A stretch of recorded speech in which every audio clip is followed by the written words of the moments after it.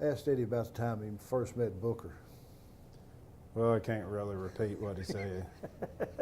I was very lucky as I came along. I got to be around all the other Jimmy Russells in our industry, Booker Nolan, Elmer T. Lee, and Parker Beam, and all those guys, which were just like Jimmy, true characters of our industry. I think us younger guys have a long way to go to get to be those type characters, but I was just I didn't think anything of Jimmy. He was just Jimmy, or my dad, you know.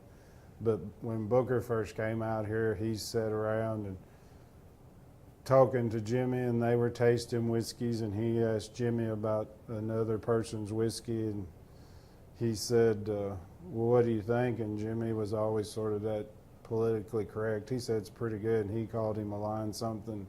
SOB. You know? Yeah.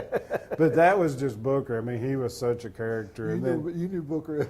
You know, I can remember Parker Beam coming here and looking at how we were doing our process, and I was, 23 or 4 years old, and I thought, what's Jimmy doing with giving our competition, what's going on here? But then I soon realized, we're such a small community here in Kentucky, and we're really a close-knit community. I mean, I knew all those master distillers, and I know Freddie and Craig Beam and Greg Davis, all the younger guys. So it's just really neat how close we all are in our industry. We see each other a lot, even if we don't. It's like, we've known each other forever. So it's been really neat in that aspect of it. We're not much competitors here in Kentucky because we're all looking for a different flavor and a different product.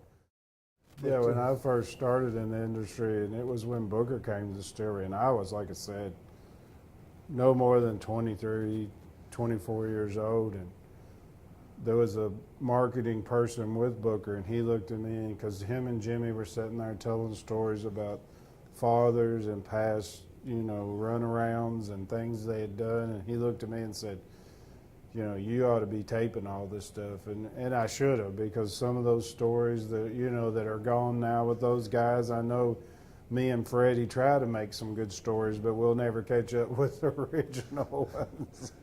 So, things like that, it's just, just when you get around them, it's about what's happened in the past in the industry and, how everything's been done through the process that we go through is doing a time-honored process. So it's just been neat with all the things that's happened.